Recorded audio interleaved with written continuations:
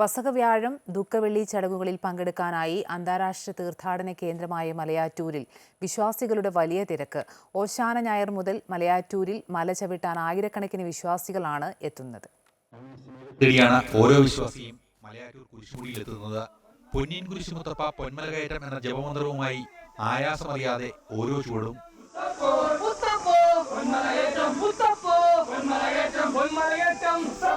1595 സ്ഥാപിതമായ മലമുകളിലെ ഏറ്റവും പുരാതന കപ്പേളയാണ് ആനകുത്തിയ വള്ളി.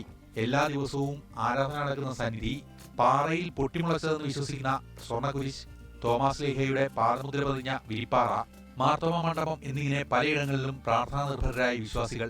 മാർത്തോമ മണ്ഡപത്തിലും പൊന്നിൻ കുരിശിലും എത്തുന്നവർ കുരുമുളകും എള്ളും വറുത്ത അരിയും നേർച്ചയായി സമർപ്പിക്കുന്നു. ഓശാന ഞായറാഴ്ച തുടങ്ങി പെസഹ കഴിഞ്ഞ് ദുഃഖവെള്ളി ദിവസത്തിലേക്കെത്തുമ്പോൾ തിരക്ക് ഉയരും. ഈസ്റ്ററിന് ശേഷമുള്ള ഞായറാഴ്ചയും വിശ്വാസികൾ ധാരാളമായി ഇവിടെ എത്തും. തീർത്ഥാടകരുടെ സൗകര്യാർത്ഥം വിപുലമായ ഒരുക്കങ്ങളാണ് ഇത്തവണയും ഒരുക്കിയിരിക്കുന്നത്. വെളിച്ചവും ശുദ്ധജലവും കുരിശുമുടിയിലും മലമുകളിലേക്കുള്ള പാതയിലും അടിവാരത്തും ആവശ്യത്തിനുണ്ടാകും. വൈദ്യസഹായത്തിനായി മെഡിക്കൽ സെന്ററുകളും ആംബുലൻസ് സൗകര്യവും ഏർപ്പെടുത്തിയിട്ടുണ്ട്. പ്രാദേശിക ഭരണകൂടത്തിൻ്റെയൊക്കെ സഹകരണത്തോടുകൂടി വളരെ നല്ല ഒരു തീർത്ഥാടനം നടത്താനുള്ള എല്ലാ സാഹചര്യങ്ങളും അനുകൂലമായ രീതിയിൽ ഘടകങ്ങൾ രൂപപ്പെടുത്തിയിട്ടുണ്ട്.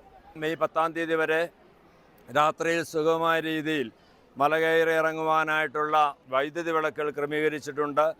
തീർത്ഥാടകരെ യാതൊരുവിധ ഭയാശങ്കം കൂടാതെ തീർത്ഥാടനം നടത്തി പോകാനായിട്ടുള്ള അനുകൂലമായ സാഹചര്യങ്ങൾ രൂപപ്പെടുത്തിയിട്ടുണ്ട്. പാതയോരത്തെ പ്രധാന കേന്ദ്രങ്ങളിലെല്ലാം CCTV ക്യാമറകൾ സ്ഥാപിച്ച് നിരീക്ഷണം ഏർപ്പെടുത്തി.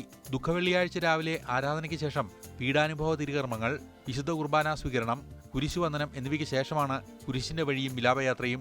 ശനിയാഴ്ച രാത്രി 10:30 മുതൽ ഉയിർപ്പ് തിരുകർമ്മങ്ങൾ ആരംഭിക്കും. അമൃത ന്യൂസ്, കൊച്ചി.